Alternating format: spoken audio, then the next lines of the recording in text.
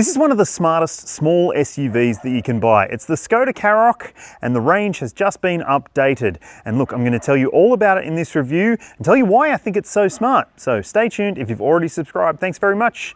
Let's get to it.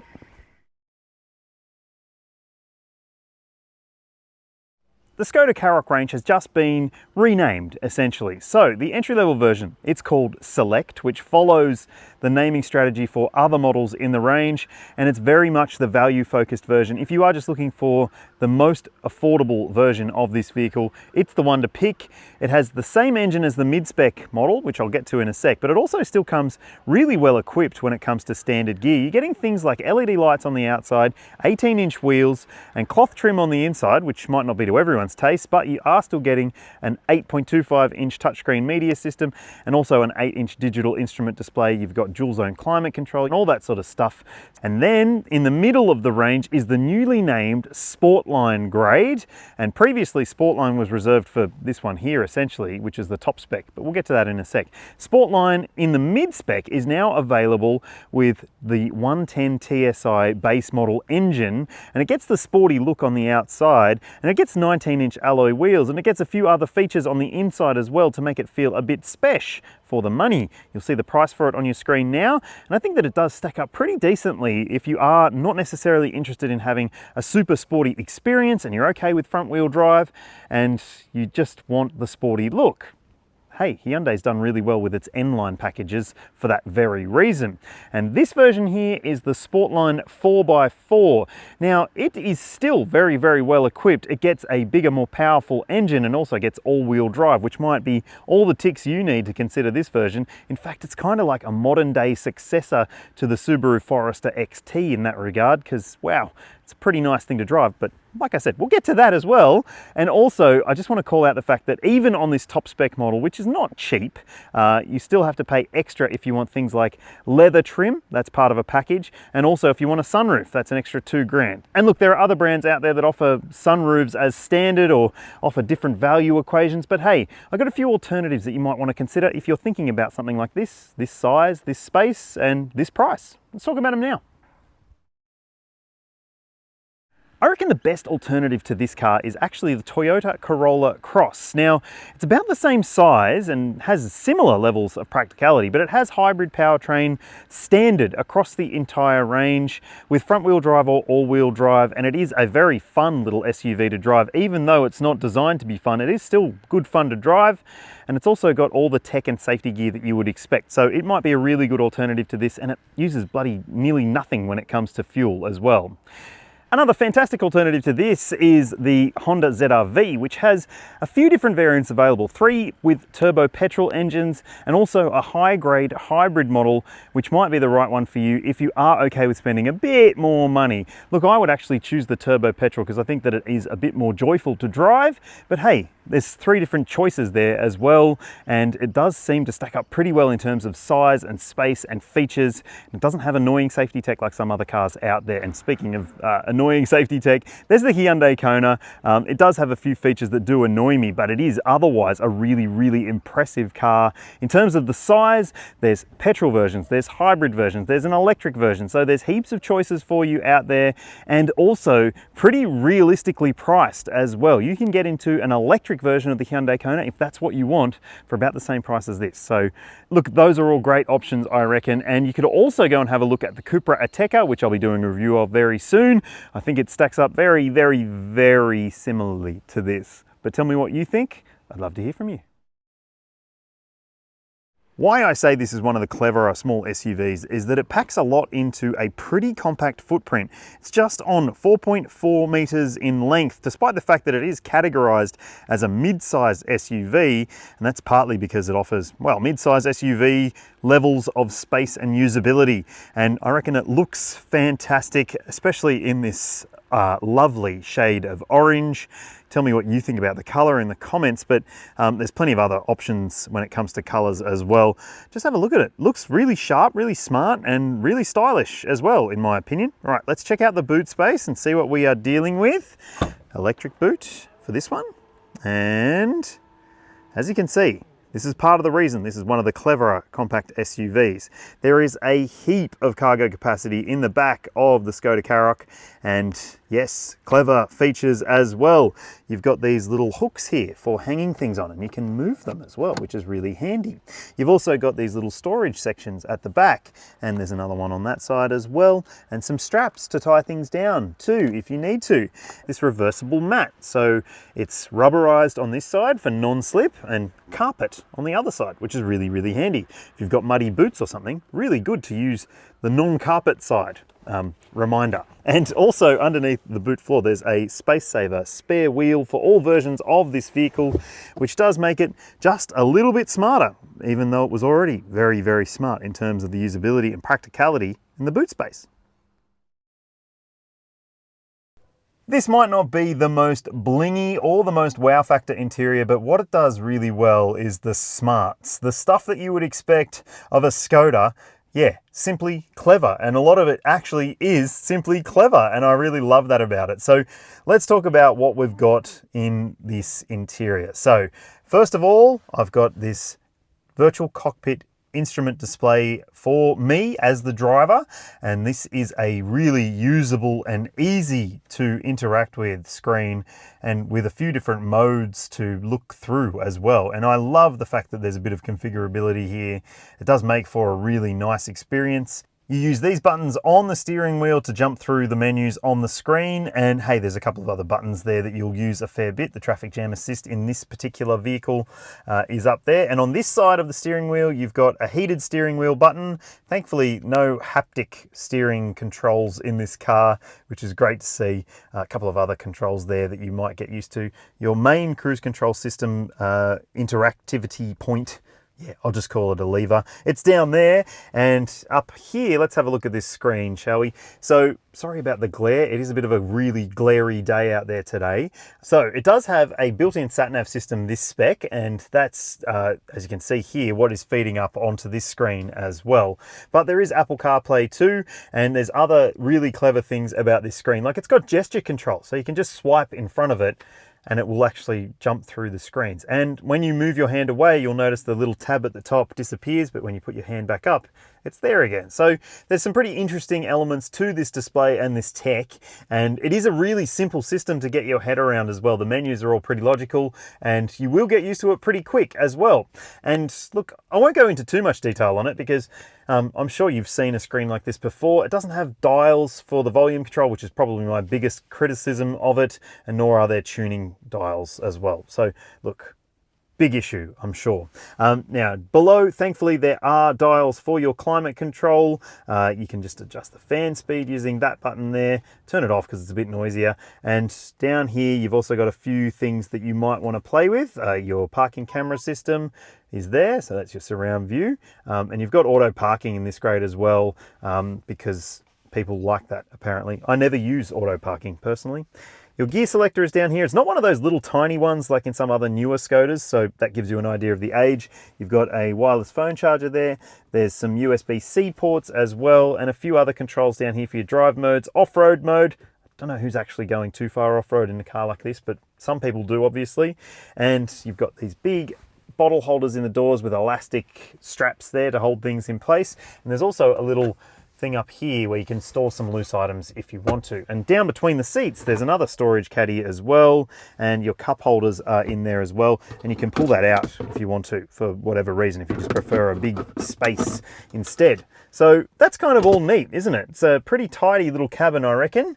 And I do think that it does have still a decent amount of wow factor. Maybe doesn't necessarily feel like the money that's being asked in terms of that, mainly down to the fact that, yes, you do get the dark headliner, but you don't get a sunroof. And I think you probably should when you're asking this much cash for a car like this in the modern era. All right, let's check out the back seat space and see what it's like.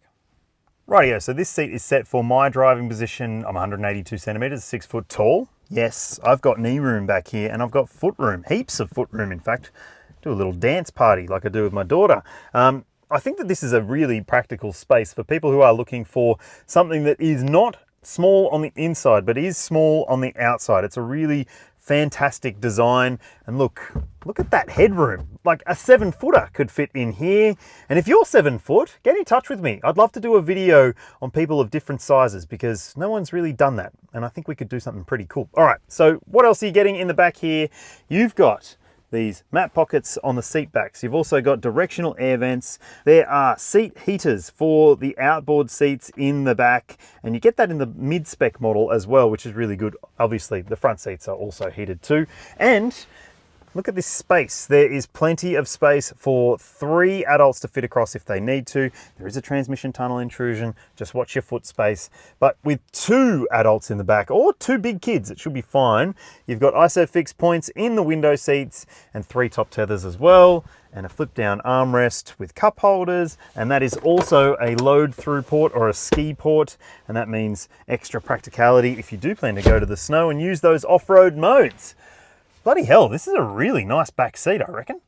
One thing that has changed with this Skoda Karoq lineup though, is that you cannot get the very clever VarioFlex seating system anymore. That allowed you to remove seats and have a different seat layout if you required it, but it's no longer available on any model in the lineup. And that's a real shame because it was one of the most important selling features for this model range. But obviously people are more interested in having a sporty looking SUV than a super practical one.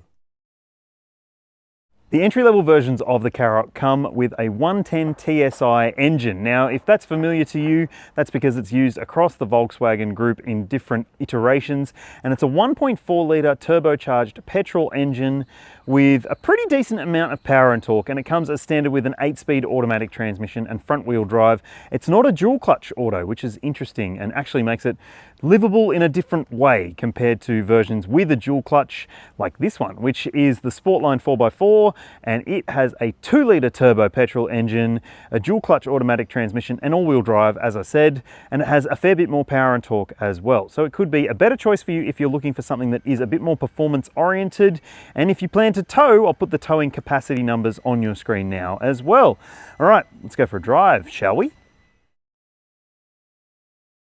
This one is the Sportline 4x4, the top spec version, and it does have a fairly lovable drive experience. It gets a few drive elements to it that the other versions don't, even the mid-spec Sportline. So things like adaptive suspension, which does make a difference to the ride comfort and the control as well. So the adjustability factor is on the drive modes. So you just hit the different drive mode that you want. If you want it to be pillowy and soft, you choose comfort mode. If you want it to be sporty and firm, you choose sport mode. And there is a really nice tunability to that and customizability, which I really like. And in fact, I think that in sport mode, it does feel kind of like a Subaru Forester XT in terms of the way that it handles itself.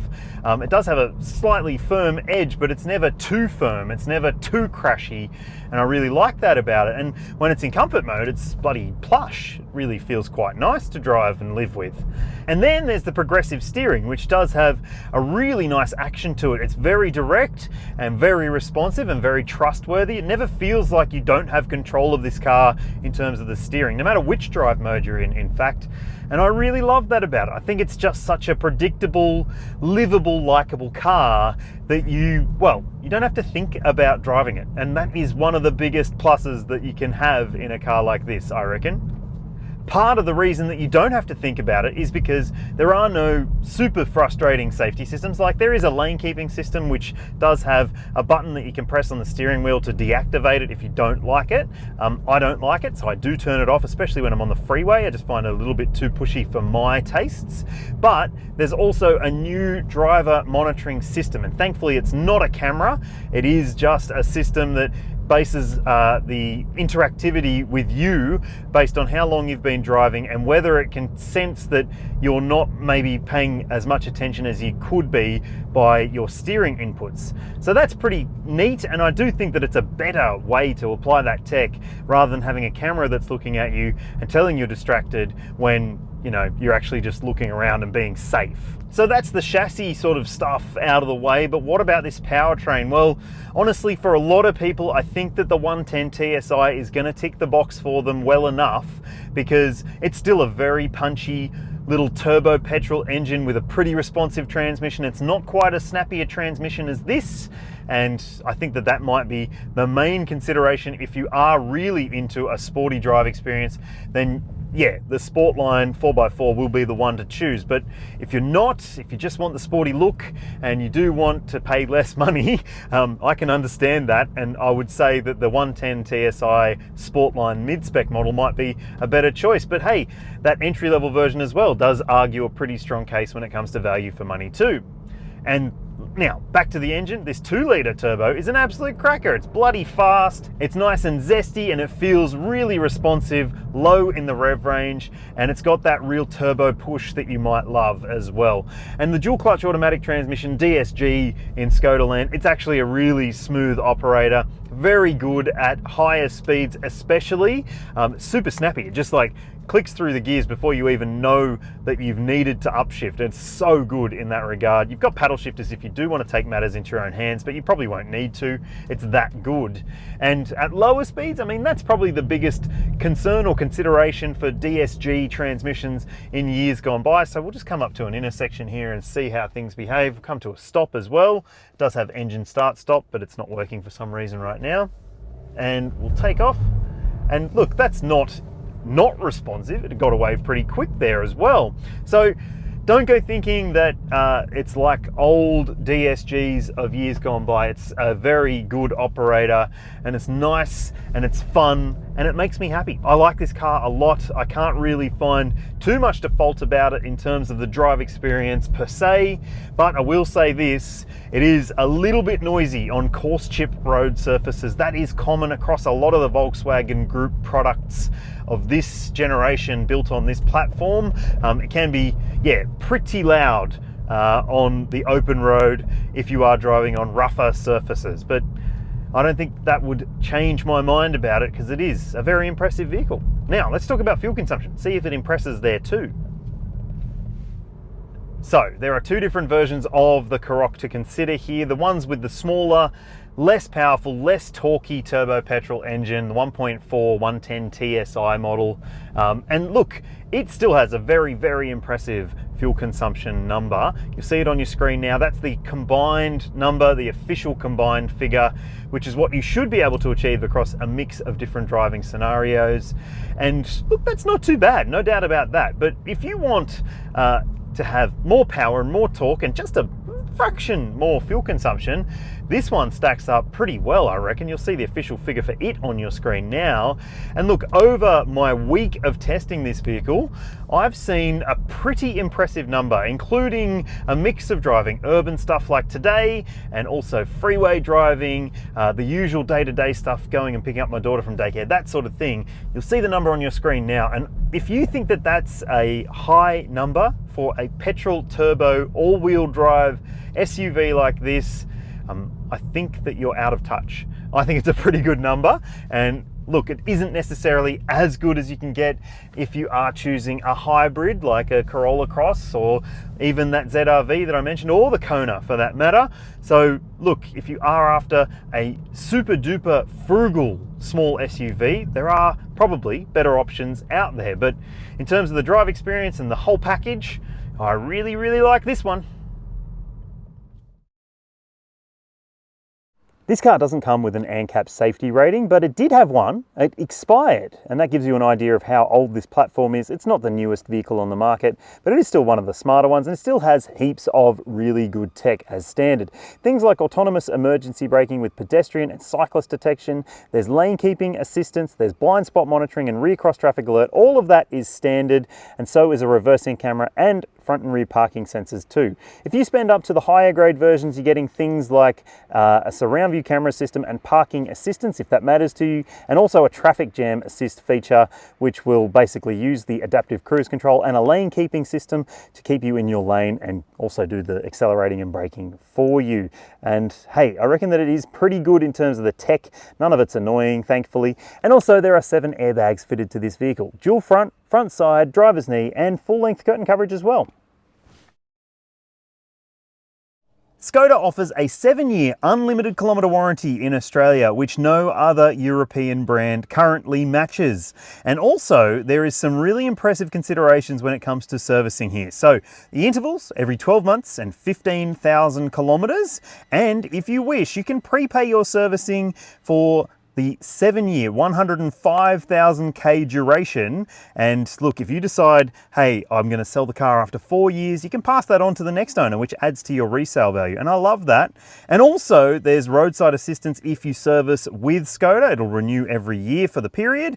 And keep this in mind, the brand also has a guaranteed future value program. So if you're not sure whether this car might hold its value well enough for your liking, you can always lock that value in early on when you're doing your finance calculations. You can do that on the Skoda website. It's actually really, really clever and simple to do too. Nice. So there you have it. The Skoda Karoq is one of the cleverer small SUV options on the market with a few different options to choose from. Which one do you think would be right for you? Let me know in the comments, or would you choose one of those alternatives I mentioned earlier on? There's plenty of appeal there too. And if there's any other small SUVs that you'd like me to review that I haven't done yet, make sure you let me know in the comments and I'll see if I can get to it for you. Thanks for watching, and I'll see you in the next one.